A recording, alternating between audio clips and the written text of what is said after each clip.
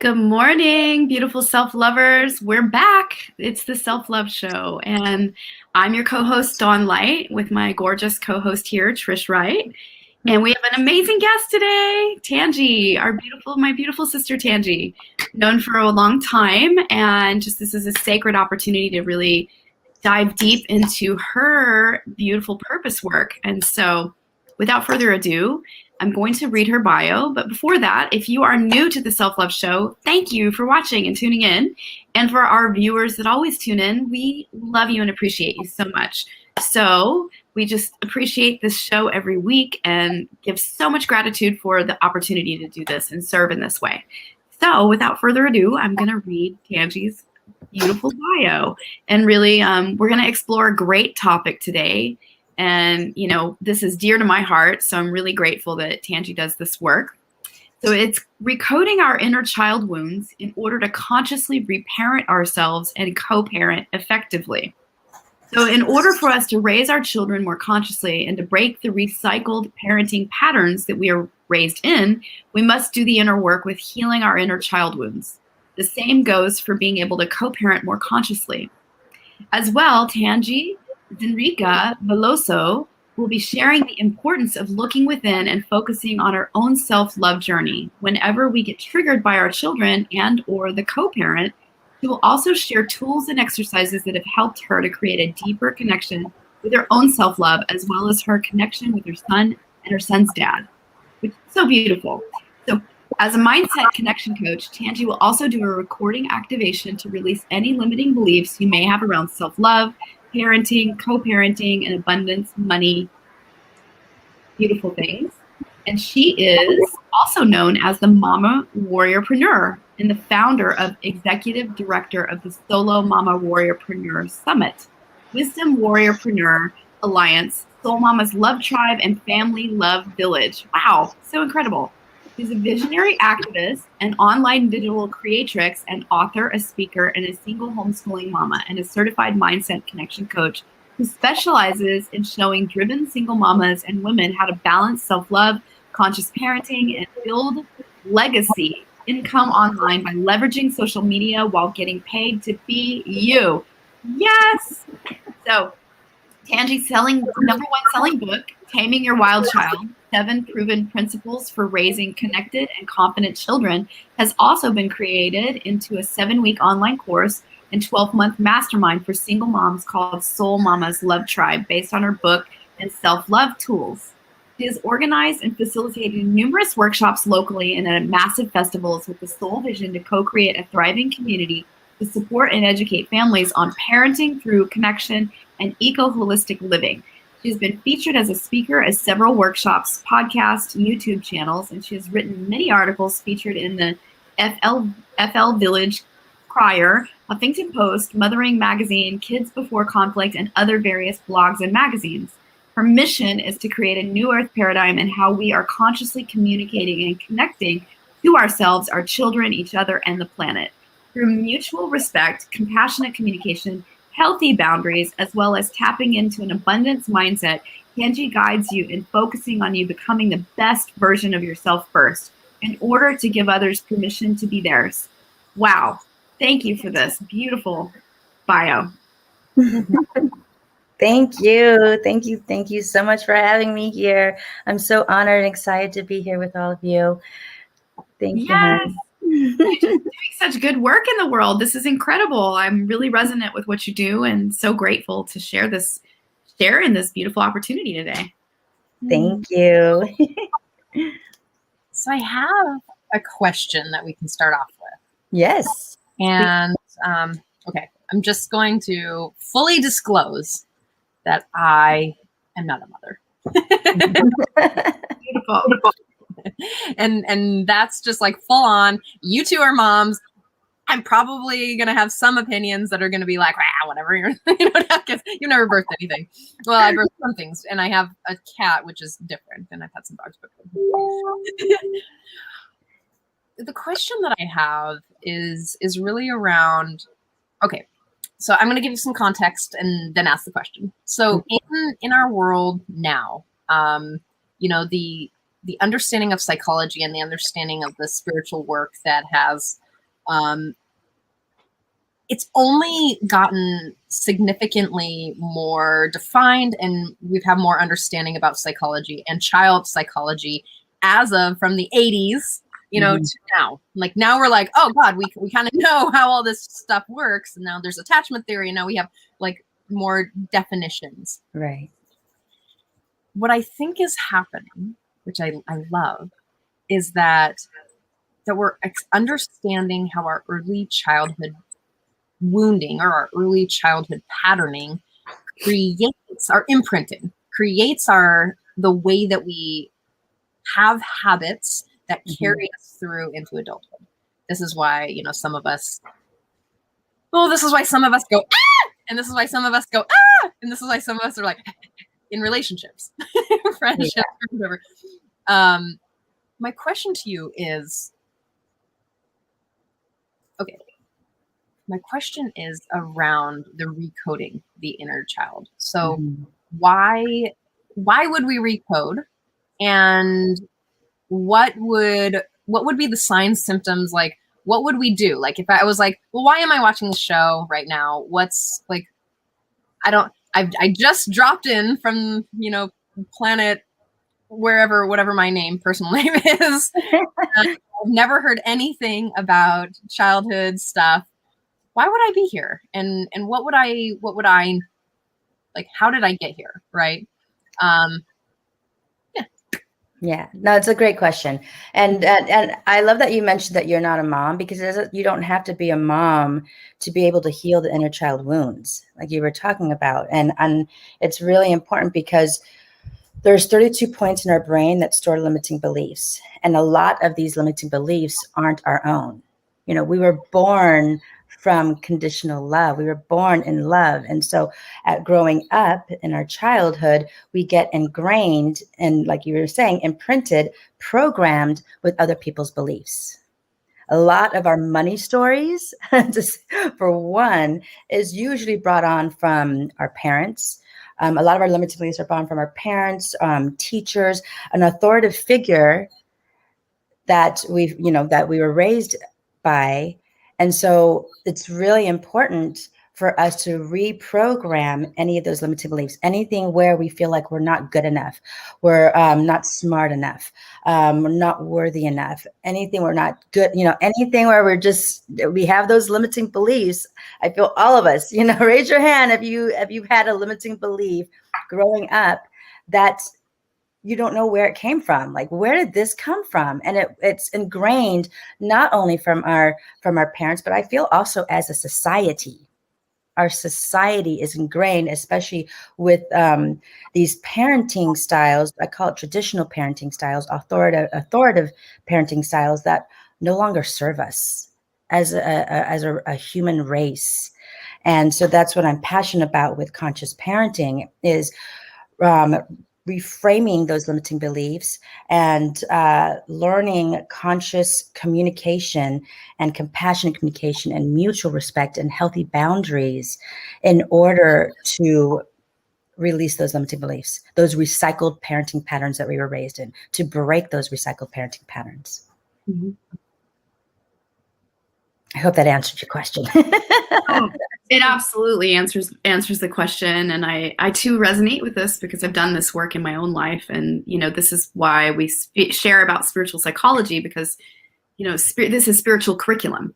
Like, we all are born into circumstances that are going to imprint us in a way that it's going to serve our purpose to awaken to later in life. And it takes digging up all the places and trauma patterns and things that have happened. And you don't have to have like a traumatic, childhood life to have conditioning. You could have had a great childhood life and still have imprints and conditioning. This is the way it works. I just happen to have one of those childhoods where I've had to recover from, child abuse. So that's what led me on this journey of really doing the deeper dive around my childhood imprints and things. So what you speak my language. Yes. I agree with you. Yeah, what it is from I want to share a quote from one of my family therapist that my son's dad and I used to go to, and she was a legend in the homeschooling community.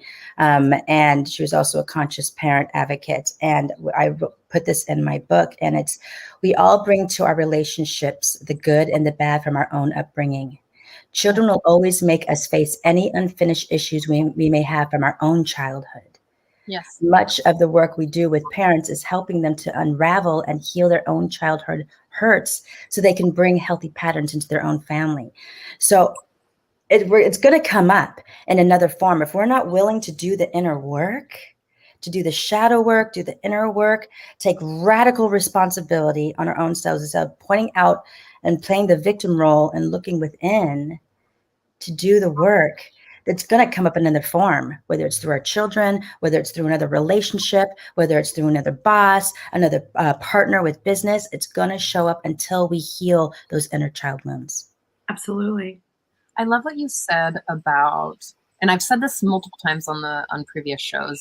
I love what you said about your thoughts and how we understand the world. So I've said this, and I'm going to reiterate what you said, is that the way that we think is in the language of our parents. Yes. How we were taught to speak, how we were taught to see the world, how we were taught to think is through the language and through the tone, through the filter of our family, our whoever was closest to us. So that could be your mother, father, mother, father, who knows what your particular dynamic was. And as well as the school system, the small community, the people you were hanging out with, whoever your family was hanging out with, as well as the smaller local community and the society that we grew up in. The work that I'm doing right now is all kind of dissolving codependent patterning, which is actually, as I'm seeing it, it's a global epidemic. The idea that we're subservient or love is sacrifice. Love is sacrifice is actually a really common idea, especially in the codependency, but of a global love, right? So we're taught to behave in these ways and that's, sometimes, I don't know, for everyone watching, I'd love to hear if you have one of these. If I ever say this out loud, you know that it's in my mother's voice. Dad, Trisha, that is literally my mother's, like, who knows what it would have been. What I was a crazy kid. Whatever. I was always getting into trouble. So in that sense, is like, if you're wondering why something's happening in your life, and it's a consistent pattern, if you're aware enough to see the consistent pattern, and I'll tell a little story about something I just dissolved over the course of the last year. And there's a feeling like, I was like, I'm alone. Like, I feel really alone. I'm surrounded by people. I'm feeling really alone. And not even a day later, I'm on the phone with my mom. She's like, I'm alone all the time. And da-da-da. I was like, uh-oh. Ding, ding, ding. And then I got on Facebook and I was like, tick, tick, tick, tick, tick, with my aunties. And I reached out and I was like, do you or the other sisters or grandma have the I'm alone story? It sounds like this. And she goes, oh yeah, like I have that one. And I've heard this. And then I've also heard your grandmother. And I was like, oh my God, that's a story that runs generationally. I don't have to carry it anymore. I am not alone. So that is the one of, like, just one of a plethora of things that I get to recode for my inner child. Like that's something I've been carrying as an only child for my entire life. Do I get to carry that anymore? Nope. And sometimes it's not necessarily about the willingness to make change, but the awareness that there's something to change. Yes. Yeah. Sometimes you don't know what you don't know, and your blind spot. That's why you have a coach and the therapist and best friends. Right. Hope your best friends are calling you out on your shit, because that's a real good friend. If you have anyone like that, go find a relationship, and they'll certainly show you what's up. Right.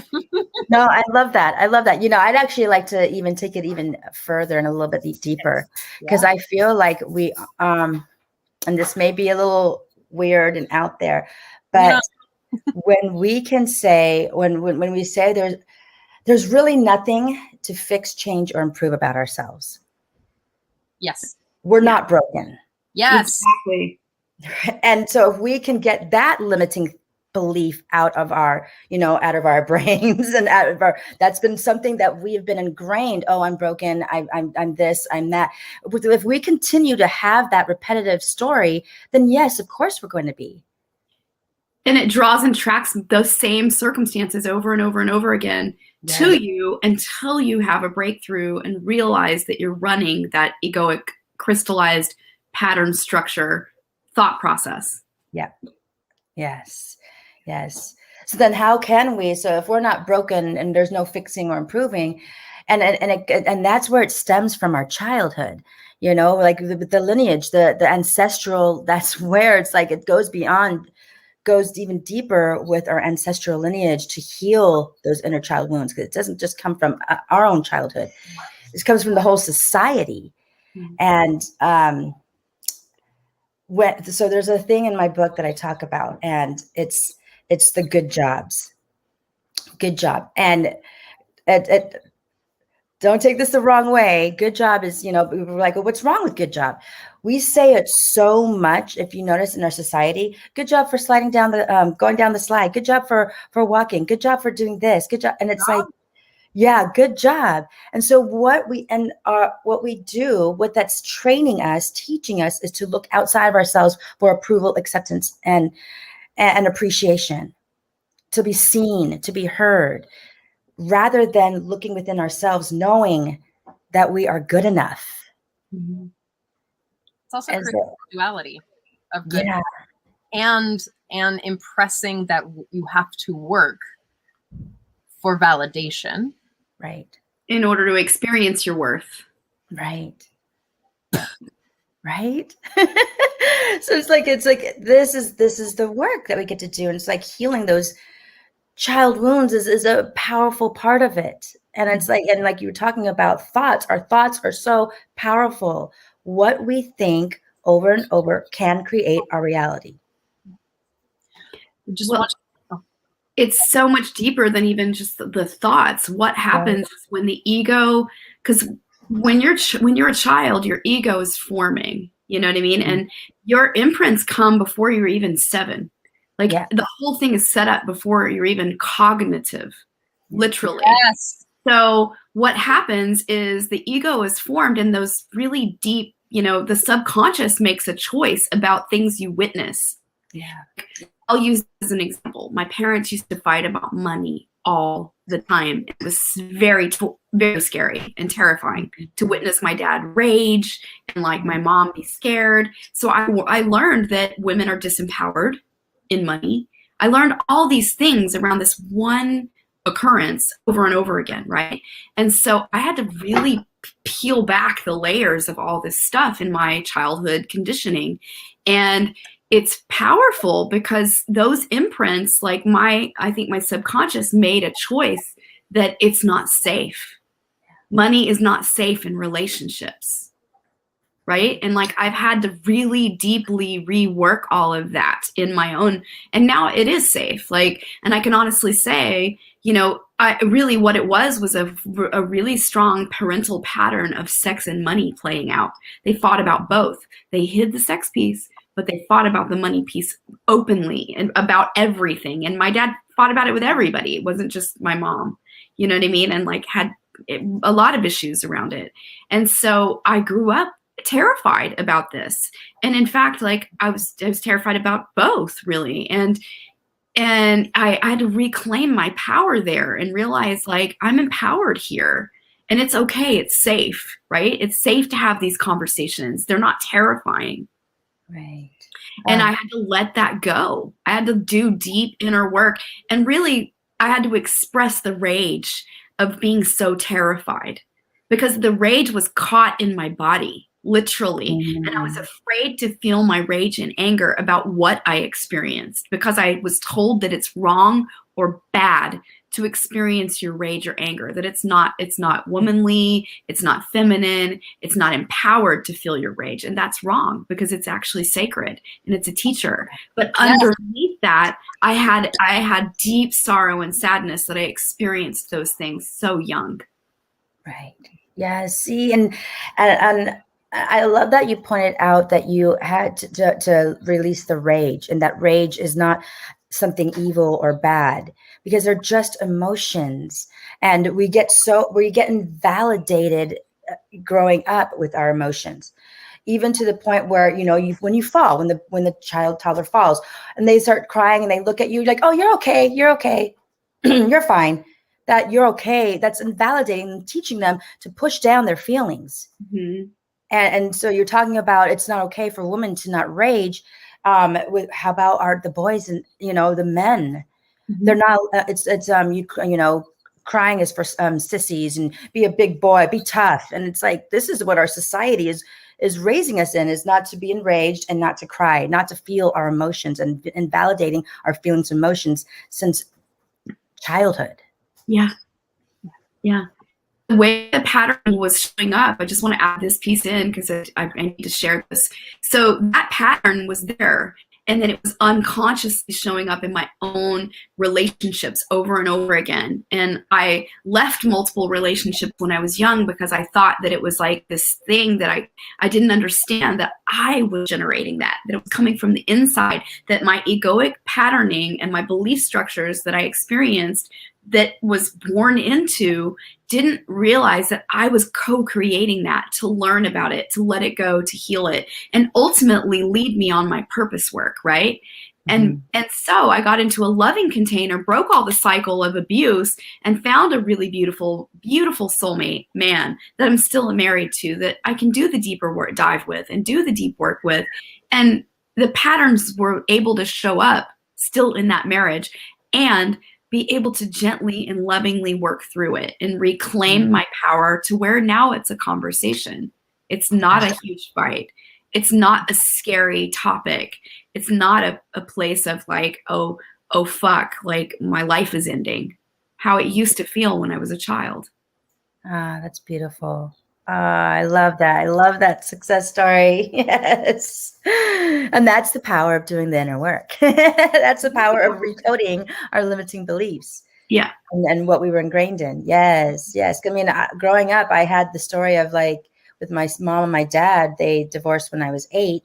And so I saw my mom go from couple of different relationships, not a lot, but a couple of them. And my mom's ex-boyfriend, he was the one that really, like, it was very strict, very, very, it's like I felt very controlled. And I also saw I just saw my mom working really hard. She was just hustling. When she was a single mom, and then when she was in this relationship, she was a workaholic. And so I saw that with money and going, okay, well, I have to be a workaholic. I have to work hard. And when I became a single mom, I even worked doubly hard, so it's just like I had this mindset that I had to hustle as a single mom. And so in the past couple of years, I've been healing that, because I don't, hustling to me was a negative connotation for me. Yeah. So it was like a negative experience. So now it's like, no, I get to do what I love. It's not out of like, because I feel hustling is out of scarcity, out of lack in my own experience of it. And so now I get to do it out of abundance, out of love for what I'm bringing to the world. That's beautiful. I really celebrate that. Yeah. Gorgeous work. Yes. Yes. It's very important, because you're co-creating with spirit and bringing powerful information and serving so many women that are single moms in the world, and they need it the most because the children need it. You know what I mean? Yeah. And everyone needs this work. And it's great that you're untangling from that stuff that just kept you held back, really. And now you can experience yourself as a mompreneur, shining and owning your worth, and really expressing your beauty and your grace, and having quality time, balanced quality time to really relish in your life. Yeah, it's so important. Like I realized that we were talking about Trish, when you were talking about the codependency in our society and how that is that's like the real pandemic right here is the codependency. And I actually, it reminded me of a post that I wrote a while back about self-love is, codependency is self-love's kryptonite. Yes. And it's about the self-love. When we can truly start to heal those inner child wounds and start to really, really love ourselves, take the steps to really love ourselves through the self-care and the inner work and just unraveling, all that crap, the shit that we were raised in. And just like, that's what it is. I feel that we are here not only for us to do our soul's purpose, but I feel a big piece of that soul's purpose is self-love. And I love that your show is the self-love show. And so that was my hugest piece, because I was so codependent in all my relationships. I don't think, before my son's death, we were married for 18 years, but before him, and we were together from when I was 22 until, oh gosh, well, I'm 48 now. It was 18 years. I can't count. I can't do the math right now. But basically, before him, I was in a relationship. I never was not in a relationship. I jumped from relationship to relationship to relationship. And it was just, this is my first time.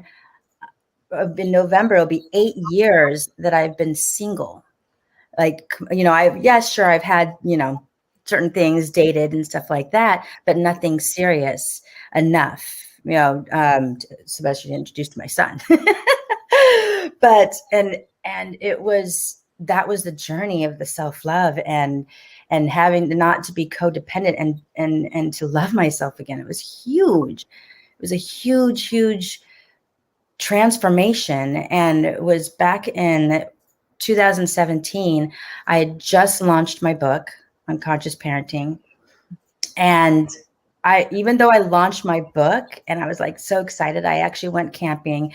One of my best friends, we went to go, we were going to be fire performing for our friend's music video. And it was also kind of like a Burning Man type of event, so we were there kind of, it wasn't a big event, but I wanted to celebrate. I was like, this is going to be, my first time camping, and I'm celebrating my book launching. But I was also on a very self-destructive path. I was very self-destructive. I was partying too much when I didn't have my son. I was not in a good space with my self-love.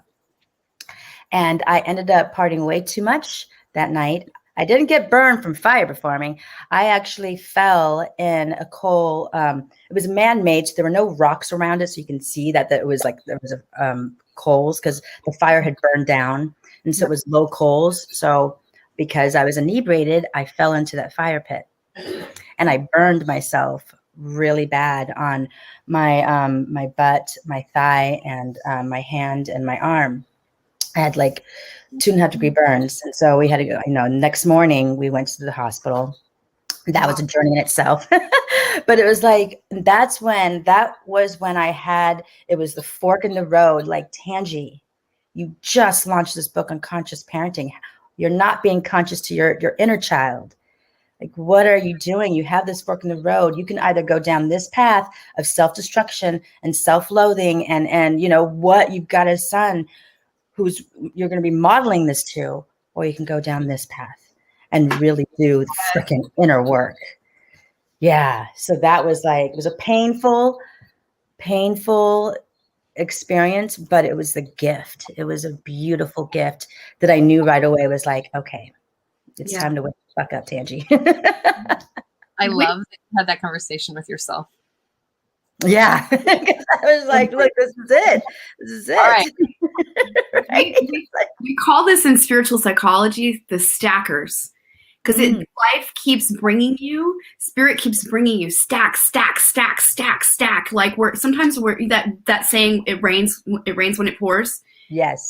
That's the same concept, right? It's like the pressure. There's like this stacking your God. It's like what, and it's really all in service of your awakening, to wake up to the next level of your awareness, right? To wake up and break through the conditioning.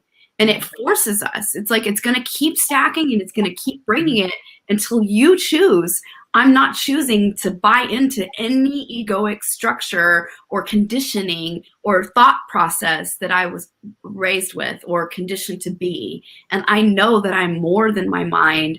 I'm more than my emotions. I'm more than my thoughts. I'm a spiritual being having a human experience. And I'm here to live into my authentic expression. And to do so, I'm willing to do the deep dive to explore what it is that's holding me back from giving my full self and loving my full self. Yes. I love that. The stackers. Is that what you called it? Yeah. Stackers. Yeah, I love it. You know, and even after that though, so it comes in layers. So the ego is going to still show up, and the ego is not a bad or evil thing. The ego is just there to protect us. You know, really is what it's there for. But I still, even after that experience, you think I would fully have 100% woken up, but then I still kind of, you know, because it's that pattern. That's like, you know, the self-destructiveness. It's like, you know, 40 something years of having those limiting beliefs and you know, unworthiness, you know, from the conditioning of our society. So it's like, you know, there's still going to be layers. So even then I still had a couple more incidences where I was like, okay, this is enough, Tangee. Okay. Wasn't that painful enough? And that's like, I still have the scar. It's not as bad. And you can't even really see the scar here, but I still see the scar in my butt, but I look at it and it's the beautiful reminder. Wow. I'm so proud I was thinking of getting a tattoo. I was thinking of getting a tattoo there. I'm like, no. This is beautiful right here. This is beautiful to see it and just be reminded. Yeah, what a powerful choice of the fork in the road, and you made the choice to step onto your path fully. Like, yeah. I'm not willing to be unconscious in places anymore. I'm going to choose my consciousness. Yeah. Powerful story. Thank you for sharing that. Yeah. Thank you. Let me share. To rope it back into the recoding, right? Like this is where the recoding kind of began for you. It sounds like deeply. Yeah. Well, I started learning. So one of the tools that I do with recoding is called Access Consciousness. And I actually started learning about this and probably when my son was 3. So it'd been, you know, but I really started doing the recoding and really started going down this path of like, when I became a single mom. And then when I became a mindset connection coach back in 2015, it's like, I knew this was my path. Like ever since I was a child, I knew I wanted to do something to help others. And it was me reading this book with Nightingale. It's Florence Nightingale. And yes. She's a nurse. She was a nurse. And I just read the book and I was like, wow, it wasn't that I wanted to be a nurse, but I just knew innately as a child that this is what I wanted to help and empower others. And so back in 2003, I was actually a coach back then, but my son's dad and I had separated the first time back then. And I didn't feel worthy enough. I didn't feel like my life is a mess. How can I help others when my life is a mess? A decade later, 2013, we're separated again. I'm really single. Now I'm a mom to a 4-year-old. And on my own and having to rediscover who I was. And so, and then I get introduced again to the coaching. I'm like, okay, universe, I hear you. This is, now this is the path. I know that this is part of it with the self-love. I knew it was trickling in with the self-love. And I knew, and that after the burn, that was like, okay, now it's time. Now it's time to do it. So the recoding, it definitely fully began my journey with when I became a single mom, and when I got burned, that was it. Wow. Incredible. Yeah. Say it again. For any of our viewers who are watching, and you want to share a little bit, what was the aha moment that made you change, that gave you the opportunity to go, this is enough's enough? Like when we start to see those patternings, these patterns, these cycles and ways of being. Yeah. There's so much I wanted to share, and I so far on the conversation. So take it away. I kept rambling. Sorry. There's yeah. I'm kind of feeling like, oh, I don't know where to go. I wanted to say so many things. I guess one of the things that I really wanted to say, which is like so far gone, was how codependency shows up and how people could to define that for others. Because we had landed a really big section without really telling anybody kind of how that shows up. Right. Codependency is there's a lot of symptoms behind that, and again, it's a social program or a program where we again, it's the place where we're taught to love as a I have to do something for your love. It's a program for unworthiness of. And so if I do something to get your love, Tangee, and it's like it's a facade, it's a game, it's a strategy to get your needs, and things that fall into this are oh gosh, people pleasing. Right. Definitely. That's a huge one. I'm a recovering people pleaser. Yep. Another piece of it is also the passive aggressiveness. That's another piece of codependency. And of course we're all taught that. Recoding, like, do you want to pass that to your children? Nobody wants to pass that to their children. They want to have self-love. And how I'm really understanding self-love to be is self-responsibility, self-sourcing, and learning new strategies to get your needs met. So when I notice that I'm resentful for doing something for someone, I can sense that I'm not mad at them. I'm mad at me, right? And I can take responsibility there to set clearer boundaries in the future, right? And that is a self-love. It's not all like rainbows, butterflies, exercise, and getting your nails done. Like, in fact, that's like a surface form of self-care. That's the boost of the vanity or the ego. What it really is, like the self-love show, it's what it was a year ago to what it is for me now is really how to build the skills of self-reliance. Not as in like the hyper independence, the trauma informed hyper independence, not like that, where it's like, oh, I can't get help, but to actually find the courage to stand in the center, to find the center, to say, I'm not going to get fucked up and, like do these things because I want something greater than this. Yeah. And it is having the conversations of like, bitch, I don't know what you're thinking right now. Do you really want to do this? I love you. And I understand why you're doing it. I have massive compassion for you, girl. But really, where do you want to go? And what kind of example do you want to set for your family, your children, your friends? Like you're impacting the way that you speak, the way that you behave is impacting literally every person that you know. Even your parents who taught you how to do the other stuff. Right? So self-love looks for me as like a deeper acceptance and a good, loving, hard parenthood of self. Like, hey, I'm not gonna let you get away with all that shit, but I am gonna be loving and hold you accountable in a loving way. Yes, I love that you mentioned that. There's several things in there. There's so many golden nuggets that you were talking about. I love it. I love it. And the one where we're getting triggered, like when we're getting triggered, when you were talking about, taking radical responsibility and not pointing at the other person, when we're getting triggered, it's never really about the other person. That's the red flag for us to do the inner work. That's the red flag for us to look at ourselves and go, okay, where did I not feel accepted, approved of, and appreciated and acknowledged growing up? Where is that coming up? They're coming up.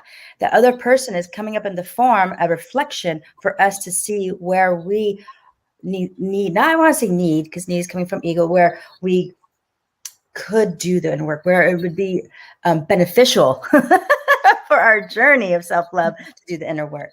Yes. And I feel like a lot of that stems from parenting again. where, we were talking about where we want to, where we were expecting, hopefully, where we get upset. You were talking about something where you got upset with the other person, but it's really about you. And it's a conditioning. It's conditional love. So it's that, it's the bribes. I talk about this in my book. It's about rewards, bribes, coercion. Like when I don't ground my son. Yeah, I know I don't ground him. It's like, it's like sometimes I'm like, oh my gosh, but because I was grounded all my life, grounded for everything. My nails were a certain length. I was grounded. My hair was messy. I was grounded. I was grounded one time on my friend's egg. TP'd my house. I had no idea. I got grounded, but I was grounded. So I was grounded all the time. So I knew it didn't work. Because all I did was separate my mom and I and keep us further and further apart.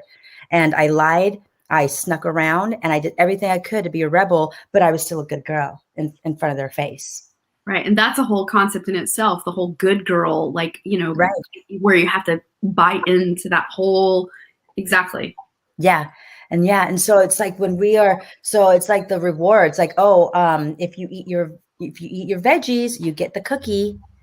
So it's that training that we've been ingrained with. So then when we go into relationships and it's like, we have this agenda, when we have an agenda of how we were wanting it to be in that relationship, and it doesn't turn out the way we want it, where we're expecting, when we had those expectations, then we get upset, right? And it's like, well, I did this and this for you. Why aren't you appreciating what I did? So it's like, because we've been ingrained with that. That's what we've been modeled with. And so when we're talking about bullying in schools and bullying, it's like, well, how is that? How are we being bullied with how we've been raised? With really, how are you bullying yourself? Yes. How are you trained to do that? Yeah, exactly. That's what it comes down to. Yeah. I love what you were saying about you don't ground your son, because if I mean, we know enough about positive psychology at this moment that prohibitive behaviors have a tendency to create either the excessive move forward for that. And that's what you did. You were like, okay, then I'll be good in front of your face, but I'm still going to have my authentic life. Yeah. Have to be treated for, to be rewarded for those behaviors. I mean, that's actually the way to do it. Right. Yeah. The way we were punished is the way that we hold the trauma in our body. Right, exactly. And I wouldn't even say it was my authentic self, because I was playing two different roles. So I wasn't really being authentic. But I was actually not. I was doing things to get even. I was doing things. I was starting to smoke. I was smoking. I was changing my outfits when I got out of the house. So I was doing all this stuff because I didn't feel seen or heard or accepted for who I was. Mm-hmm. And you have to rebel against it. Yeah. You were rebelling against you were angry and pissed off that they were forcing you to do something that didn't feel, you weren't acknowledged. Right. And so we were rebelling against it. And I had the same behavior in my childhood too. I rebelled, wildly rebelled, because I was so angry at what happened. Raise your hand if you rebel against the things because you were really angry and you really wanted. And so that's where it's like, where the parenting is like, when people say when they're adults, well, I turned out fine. Did you really turn out fine? Like, look at yourself really to see where the conditioning is and where your limiting beliefs are right now. What does fine stand for? Fucked up, insecure, neurotic, and what was the E? Do you know, have you heard this before? I haven't. No. If anyone who's watching knows the last piece of that, write it in. Oh, I love this. Yes, I'm curious. No, I'm fine. Yeah, I'm fine. I'm fine. Mm-hmm, sure. And you're like seething, and you're like, yes. Yeah. Yeah. I want to say, I want to say a really bold move right now, and I've been thinking a lot about this over the last week, is that people pleasing, I'm going to just be bold, codependency, people pleasing, fawning is abusive. Mm-hmm. It's actually a form of psychological gaslighting abuse. Yes. Literally manipulating reality for everyone around you. Yep. This is, and I know that was a big, bold statement. So if you're watching, No, I agree. it's okay. I agree. We're trained to do that. Yeah. The three of us here have all worked through that process. I can tell you about mine if you want to reach out to me. And like, whoa, it's a big thing.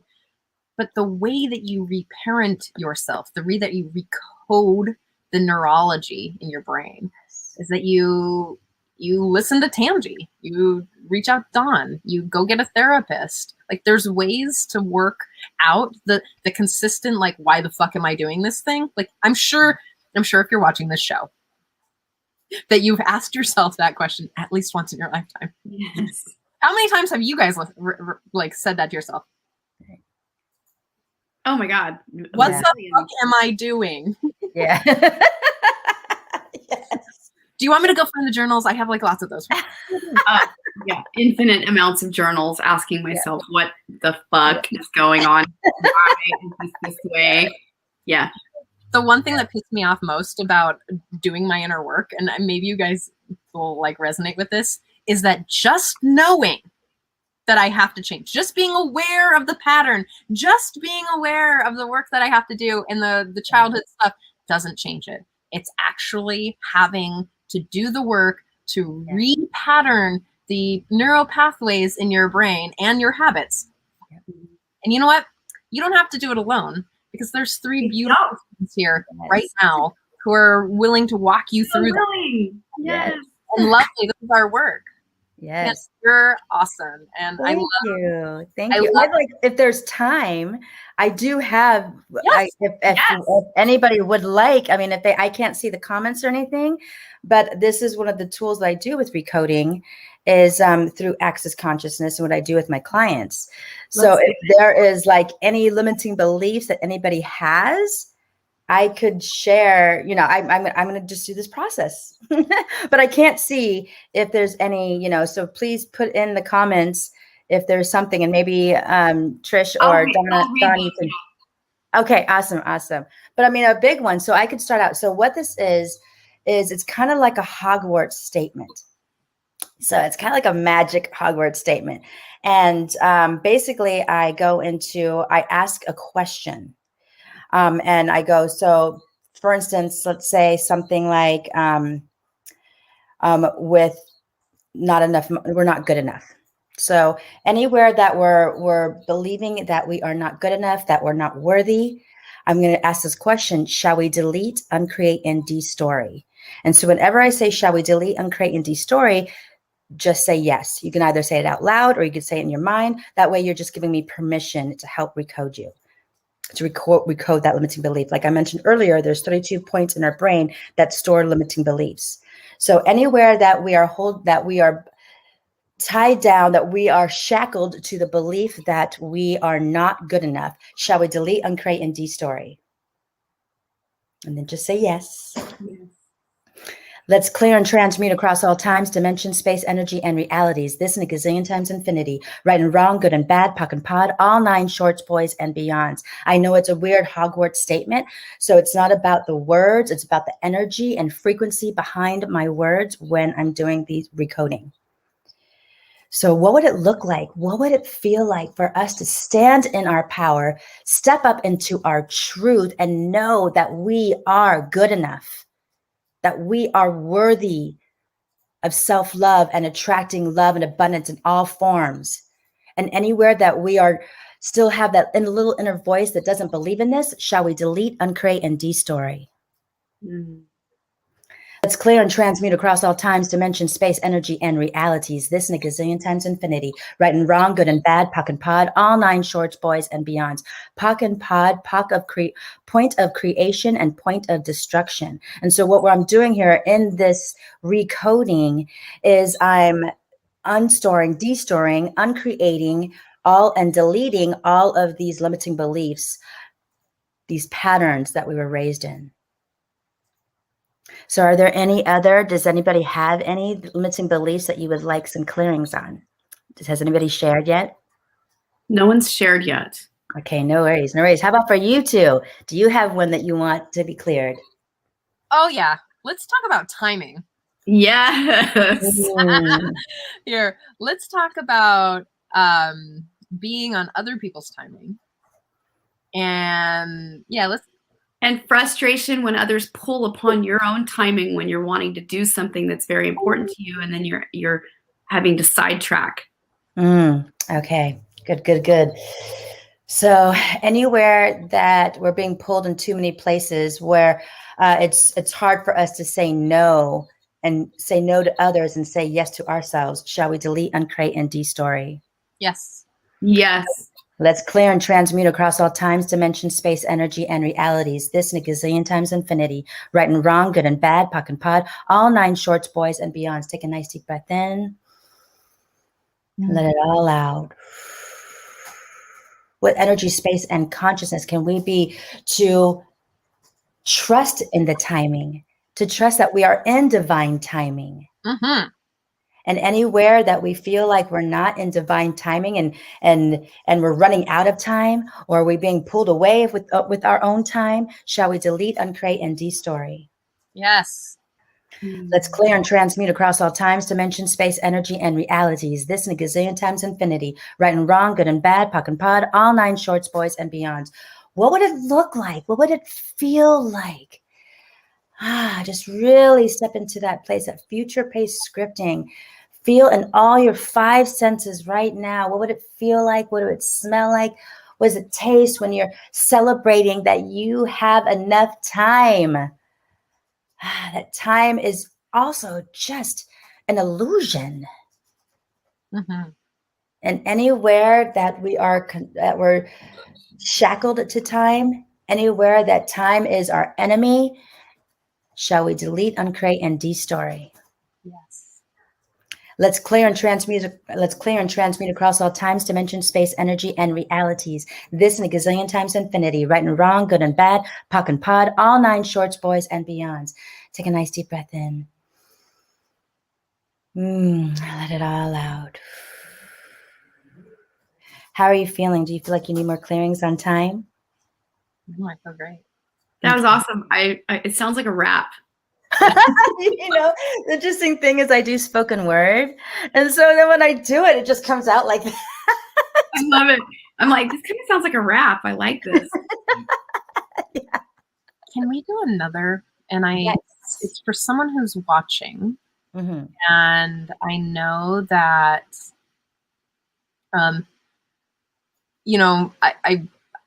there's a couple, we have our friends we know people. Yeah. Dawn and I know people, and you probably know people. There's people that we know who have, who have experiences that keep, hi, Mom. Hi, Mom. We love you. Thank you. That I know someone who has an experience in their life who might not get as much attention from other people that they want. And I would love to do some clearing around that. Is anyone else in the chat want something around that? Is like wanting someone's time and not being able to get it, or feeling important to another person, or feeling like a priority, or feeling like, that's part of their love languages and not getting the needs met. So what's coming to me is going back to that self-love. I'm going to tie in both.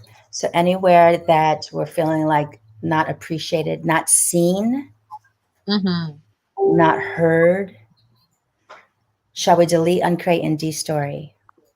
Yes. Let's clear and transmute across all times, dimensions, space, energy, and realities. This and a gazillion times infinity. Right and wrong, good and bad, pock and pod, all 9 shorts, boys, and beyond.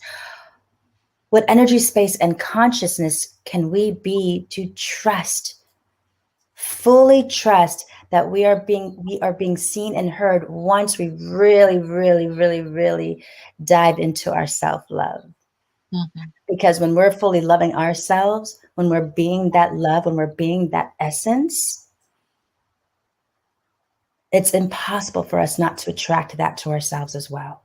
Yes. Whether it come from relationships, whether it come from money and abundance, whatever it is that we're wanting to get from our current reality to our desired reality, it just is.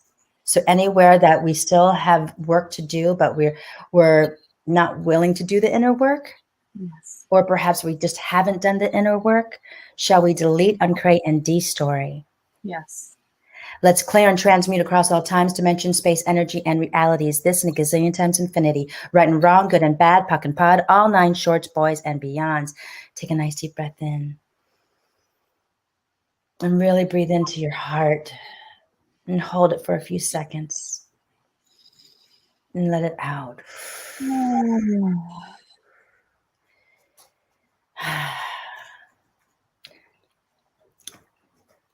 How you feeling? That was so sweet. It's so great. I adore you. Will you be my auntie? Yay, yes. I would love to. I've never been asked that before. That's awesome. I've been Adopting you. Say what? I said we're adopting you. Yay! I've been really thinking about like certain types of archetypes, or like I'm creating an auntie character, and you have this really like auntie energy, and I'm gonna explain it to you so it's not like auntie energy is like, you know, come here, you. I've got some stuff for you, and it's gonna be all about love and some, you know, juice and maybe some sass, and it's gonna be really good, and I've got you. And I'm gonna love you and accept you. Like that's very auntie energy.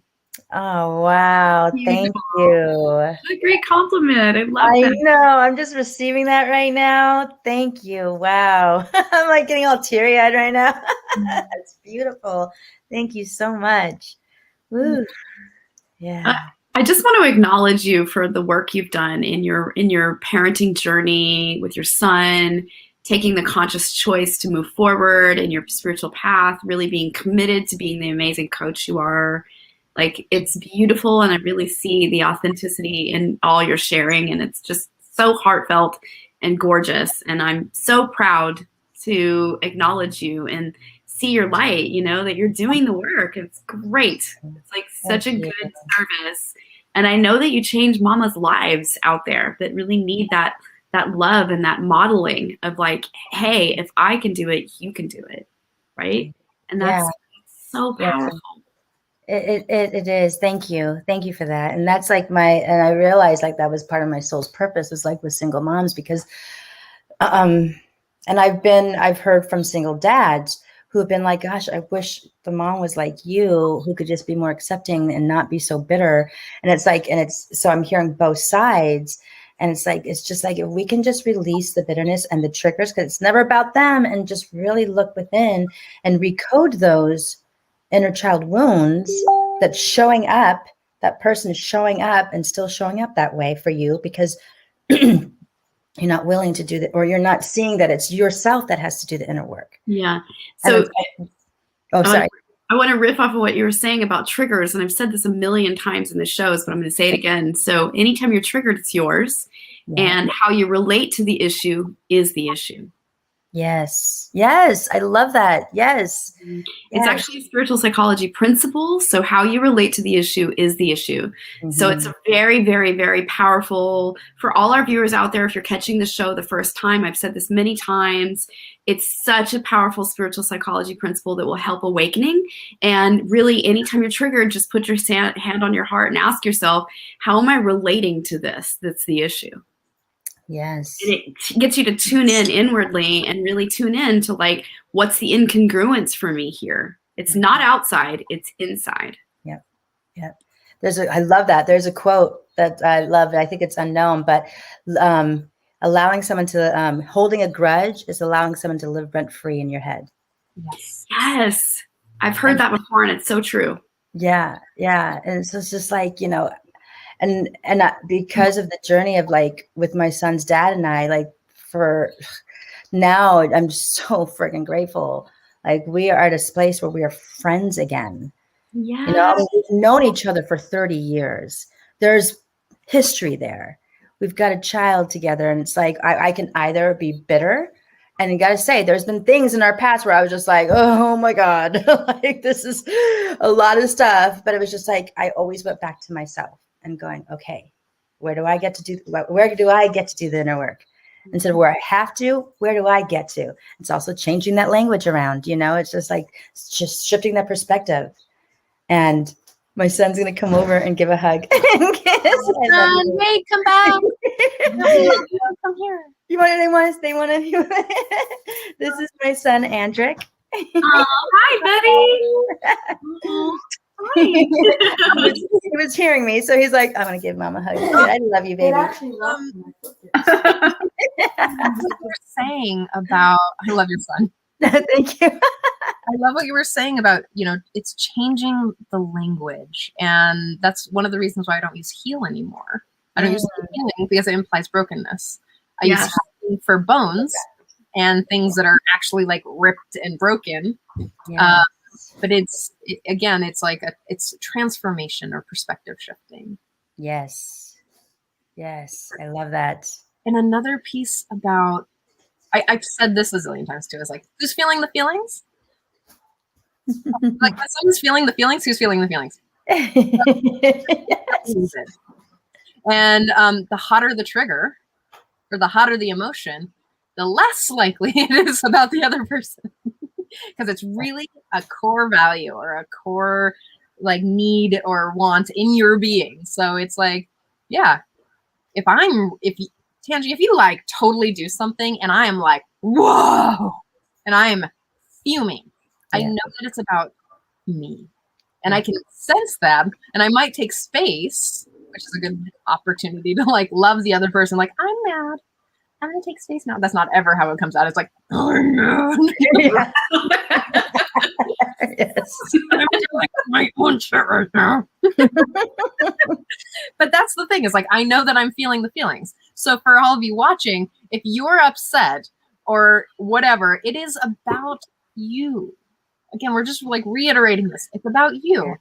Yeah. Who's feeling the feelings? You're feeling the feelings. Yes, they could have done something mean. They could have said something really abrasive that tripped something inside of you, a belief, a thought, an insecurity, a story that you memory. And I'm certain that they're not doing it on purpose. If they're doing it on purpose, you might want to renegotiate your relationship. I don't know. That's just a thought. You might want to ask them what they need right now. If they're trying to upset you, unless they're children, because they also have nonsense needs and they're probably like, touching something on purpose. That it really is like, what are the strategies to get your needs met? Yeah. And again, our feelings are direct pointers to those things.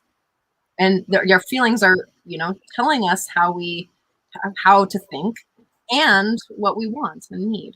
I love you both so much. Oh, I love you both. I'm so grateful to be on here with you both. I feel like we're just kindred sisters. Yeah, we're all doing this similar work, and it's beautiful. Like, I love the concept of schools in session. When we have emotional content and material surface, it's our spiritual curriculum in this lifetime. And the people, we have sacred friendships, we have sacred connections that evoke it from us. And it's not wrong or bad, and it's letting go of believing or cleansing the lens of perception of believing that it's wrong or then you're in the wrong place or why is that happening, instead of just get curious and lean in and go, why am I so angry? Why am I so emotional? Why am I so sad? And really start to look at your patterning. And it's a deeper opportunity. Everything is an opportunity for our awakening. Yes, yes. And I'd like to also add to that. So instead of saying, why is this happening to me? Why is this happening for me? For me. Yes. Yes. Yes. And then when you can shift it from that, it's like, that's when you can see the gift. That's when you can see whatever the experience is as a gift and something to learn and expand and grow from. Yes. Yeah. Yeah. I know. Our viewers and our regular viewers, like Antonia, you are here all the time, and you are giving so much. Thank you for the feedback. Thank you for commenting along. You're giving a lot, and this is what we live for. We live for you as well. Jennifer, thank you also for showing up, and Gloria, so sweet. And my mom was on the show. Oh, yay. Oh, and Jennifer share. Okay, fine. I'm gonna fucked up, insecure, neurotic, and emotional. Yeah.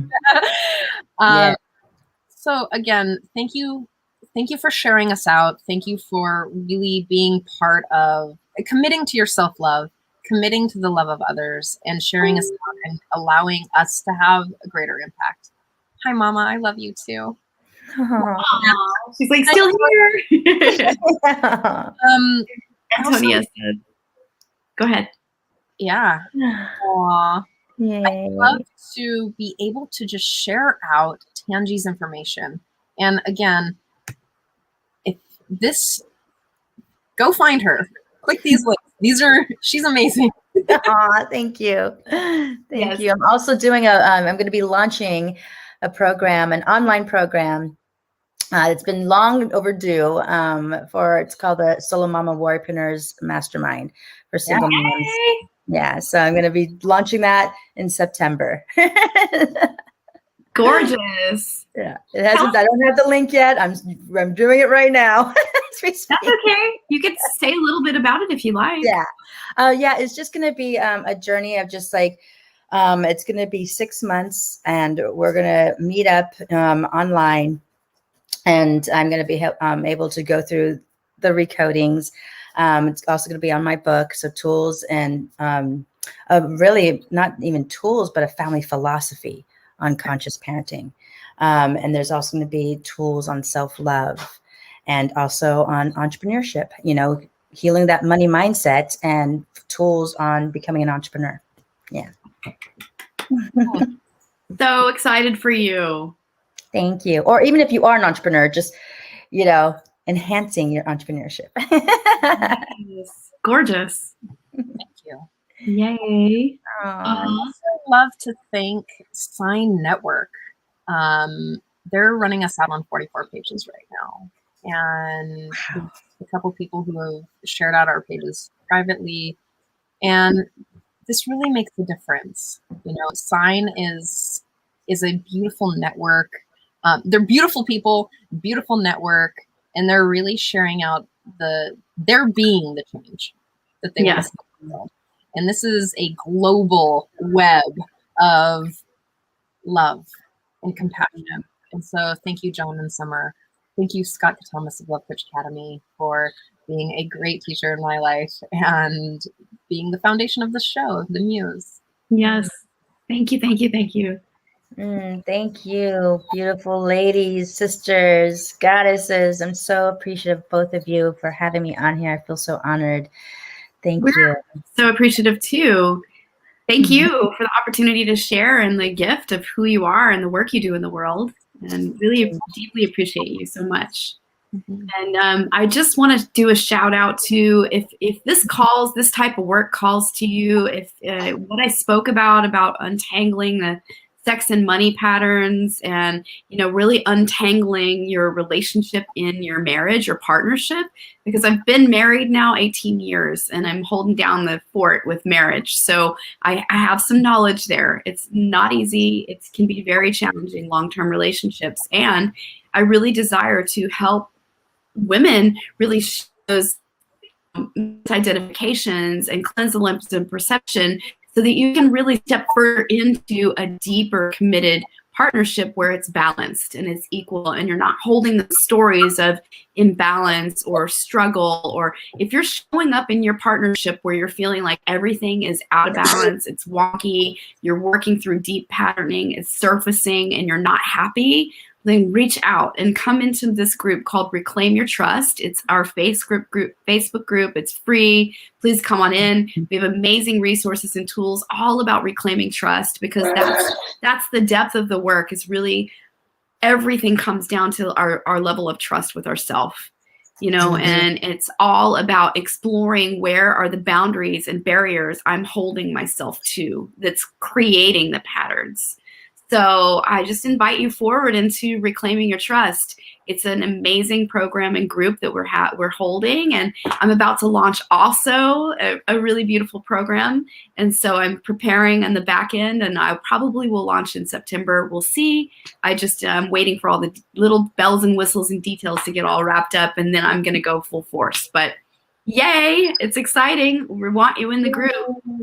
Come join us. I'm going to join you too. Yeah, come on in. I'm like, I want to check it out. Come on in. You could be guest feature. Yeah, exactly. Yeah. Let's brainstorm on the side about that. I would love that. Yes. All right. I love you ladies so much. And thank you to our viewers. See you next week, 10 a.m. on Thursday morning.